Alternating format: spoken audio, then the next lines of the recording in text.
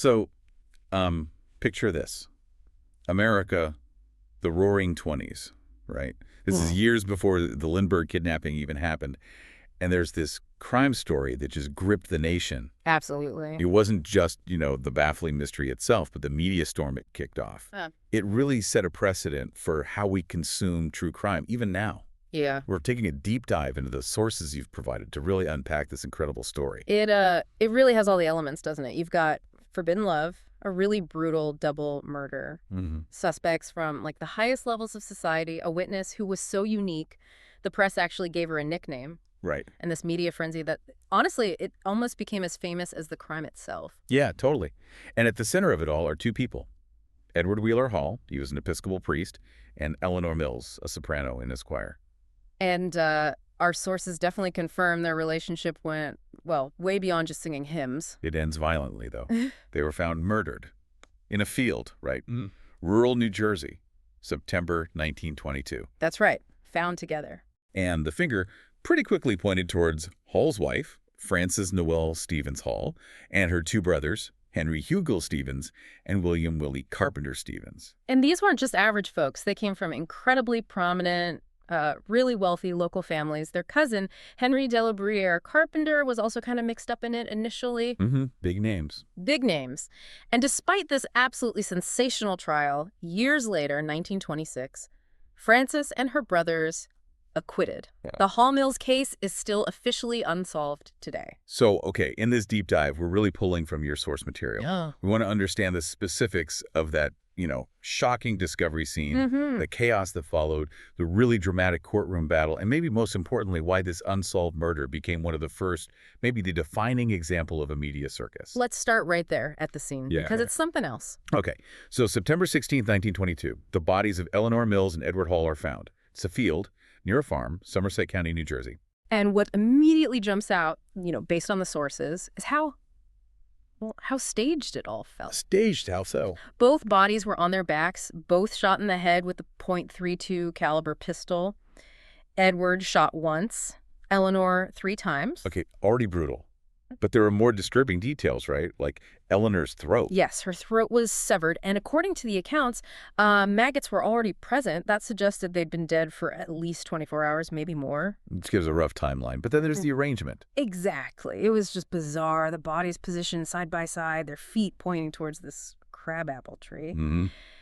Edward Hall, he had his hat placed over his face, covering the gunshot wound, and his calling card left right there at his feet. A calling card. Wow. Yeah, and torn up love letters scattered between them. Okay, that positioning, the hat, the calling card, the letters. Yeah. It sounds so deliberate. Like someone arranged the scene after they were killed. Almost like this, macabre display. That's a good way to put it. And the details about the victims themselves add to that strange picture. Eleanor Mills, she was found in a blue dress, red polka dots. Her hat was nearby, a silk scarf around her throat. And injuries beyond the fatal ones. Yeah, she had a bruise on her arm, a tiny cut on her lip, and this one specific odd detail. Her left hand was positioned so as touching Hall's right thigh. Oh. Edward Hall was found with his right arm positioned up, touching Eleanor's neck. Besides the fatal shot under the hat, he had other marks, a bruise on his ear tip, scrapes on his fingers, even a wound on his calf. Okay. And his watch was missing. His gold watch was gone, yeah. Which is strange because he still had coins in his pocket, so it wasn't a simple robbery, seems like. These little conflicting things, watch gone, but coins there, the specific injuries. Yeah. It just adds layers of confusion, doesn't it? Absolutely. But the real problem at the scene, which the sources really emphasized, was just the immediate chaos. How so? Well, first, it was right near a county line, so there was confusion about jurisdiction. Somerset County, Middlesex County, who's in charge? Ah, okay. That slows things down. Big time. And before law enforcement could really get a handle on it, secure the scene properly, curiosity seekers just flocked there. People trampling all over potential evidence, taking souvenirs.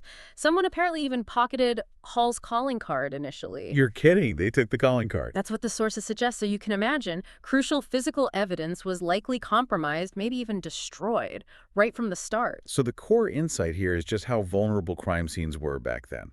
And the public's intrusion, It might have made a forensic solution basically impossible from day one. Exactly. So with the scene so compromised, investigators had to look elsewhere. They had to look at the people involved, who were Edward Hall and Eleanor Mills. Right. Let's get their backgrounds. Okay, Edward Wheeler Hall. He was the respected priest at St. John the Evangelist Episcopal Church in New Brunswick. He had married Frances Noel Stevens back in 1911. And Eleanor Reinhardt Mills. She was married to James E. Mills, and James, he was actually the sexton at the very same church, also worked as a school janitor. They lived in New Brunswick, had 2 kids, Charlotte and Daniel. So the priest and a choir member married to the church sexton. Mm-hmm. And given those love letters found at the scene, and, well, the obvious connection between them being found together like that, suspicion pretty quickly focused on the person left behind, the betrayed spouse. Frances Hall. Exactly. Which brings us to the accused and the whole investigation process. So the initial suspects were Frances Hall, her 2 brothers, Henry Hugel Stevens and Willie Carpenter Stevens. And their cousin, Henry de la Bruyere Carpenter. Right. These family connections seem really key. Oh, absolutely central. Frances and her brothers, their mother was a carpenter. That makes Henry Carpenter their cousin. The Stevens family itself was also, very prominent locally, connected to other wealthy families. There's even speculation about ties to the Johnson family of Johnson & Johnson fame. Wow. So this wasn't just any crime. This involved, like, New Jersey high society, big money, established names. Definitely. Which probably explains some of the media frenzy later on.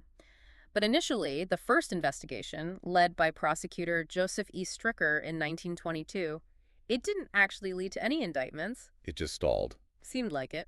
But the story just wouldn't die. There was constant speculation, especially fueled by the tabloids, papers like the New York Daily Mirror. They were really pushing it. We got it going again. Well, the Mirror ran stories about comments supposedly made by a guy who knew one of Mrs. Hall's housekeepers. That reporting seemed to reignite public interest and pressure. And that pressure worked. Apparently so. It eventually prompted the governor of New Jersey at the time, A. Harry Moore, to order a second investigation.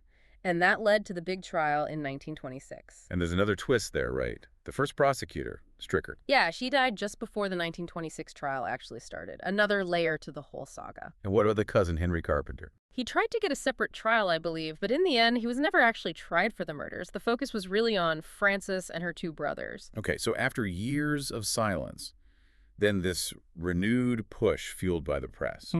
The stage is finally set for this huge trial in 1926. It kicks off November 3rd, Somerville, New Jersey. Lasted about a month. About 30 days, yeah. And what made this trial just explode nationally was exactly that point we touched on, the sheer wealth and social standing of the accused, the Stevens and Carpenter families. Right. This wasn't just local news anymore. The whole nation was watching, fascinated by this idea of, high society tangled up in such a sordid, brutal crime. The courtroom must have been packed. Oh, absolutely. Reporters everywhere, famous names covering it. You had prosecutor Alexander Simpson for the state. The defense had these really high-powered attorneys, Robert McCarter and Timothy Pfeiffer, even brought in a well-known fingerprint expert. Lots of legal firepower. Definitely. But if you ask anyone about that trial, the name that probably jumps out first isn't a lawyer, it's the prosecution's star witness. Ah, the pig woman. Exactly. Jane Gibson. She was a pig farmer, lived in this converted barn right there on the property where the bodies were found.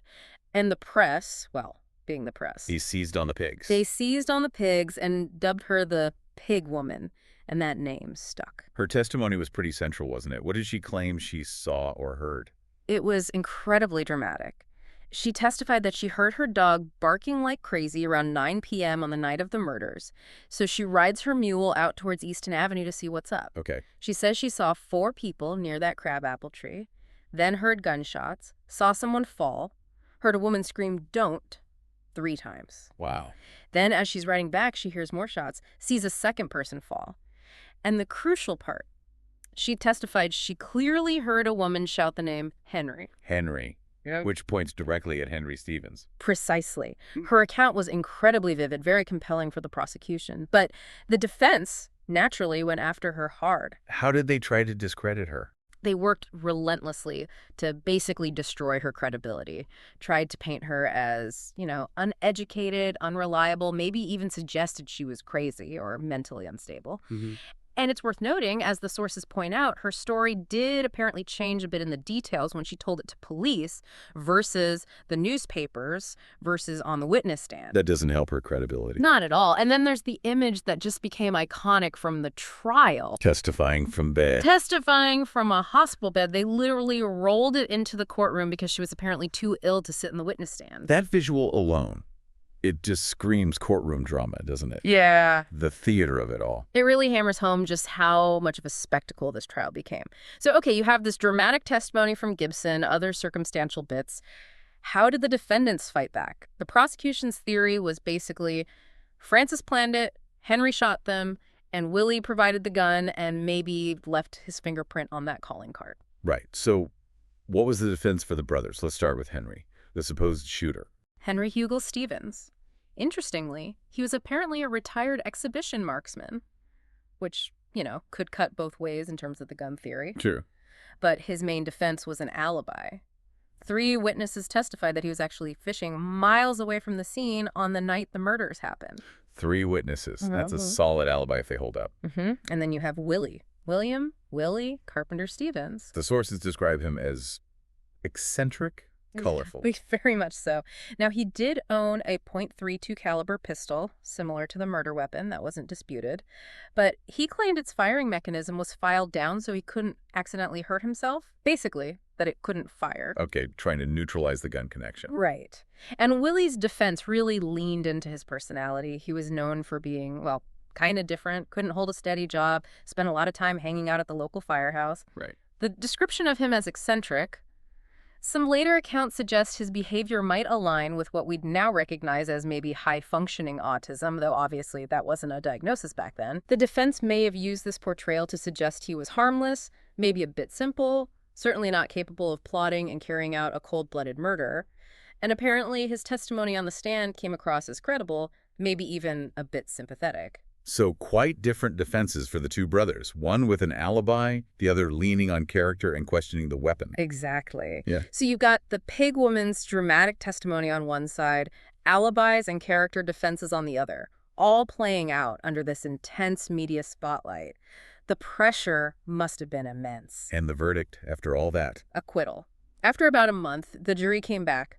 All 3 defendants, Francis Hall, Henry Stevens, and Willie Stevens, not guilty. Wow. Acquitted.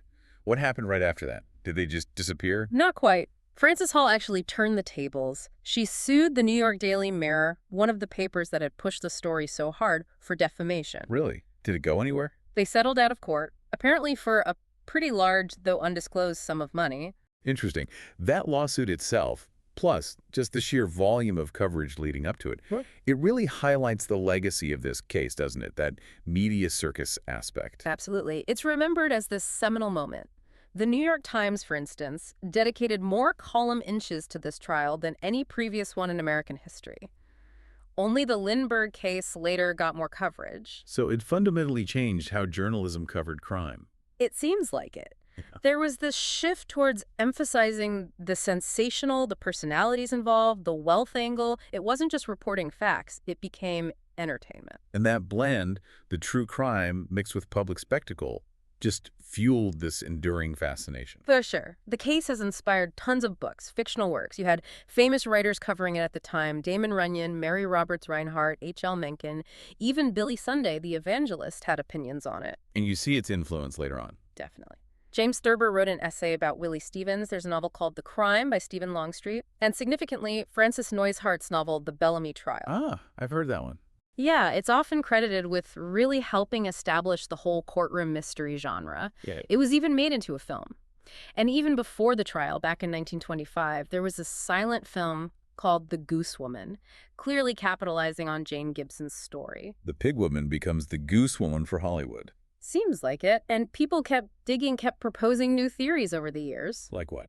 Well, the attorney William Kunstler, in books he wrote later, actually floated the idea of Ku Klux Klan involvement. KKK. Really? Why? He noted the Klan was pretty active and violent in New Jersey back then, but he also admitted there wasn't really any precedent for the Klan killing a white couple like this in the state, and it was highly speculative for this specific case. No real evidence linking them. Okay, so a theory, but maybe a bit out there. Seems that way.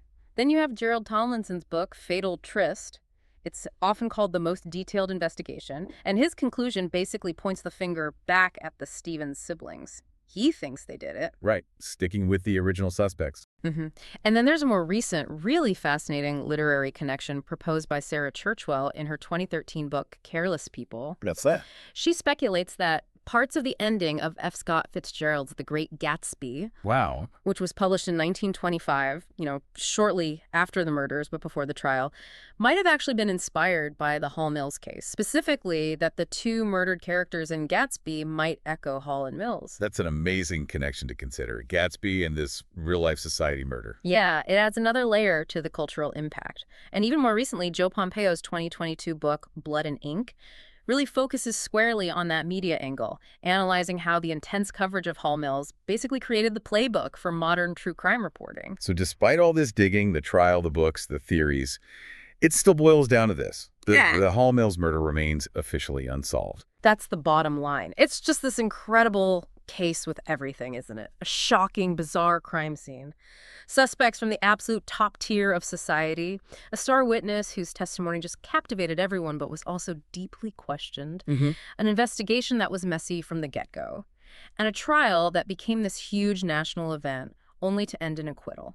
And that combination, the unsolved mystery, the glamour and wealth of the accused, the really lurid details, the very public fight. Yeah. That's why it wasn't just some local tragedy. It really was a turning point, igniting the public's, massive appetite for true crime stories. Totally. And when you look at the elements of the Hall Mills case today, Yeah. the intense focus on personality, the endless speculation about wealth and secrets, those dramatic courtroom moments, the sheer volume of press coverage. Yeah. You can see those exact same ingredients driving so much of the true crime content we all consume now. It really laid the groundwork. The Hall Mills murder mystery itself persists, yeah. But its undeniable legacy. It feels like the blueprint, the prototype for the American media circus that erupts around crime. Does knowing how this whole story unfolded in the press almost a century ago, does that change how you think about how crime is reported and consumed today? What really stands out to YU from this deep dive?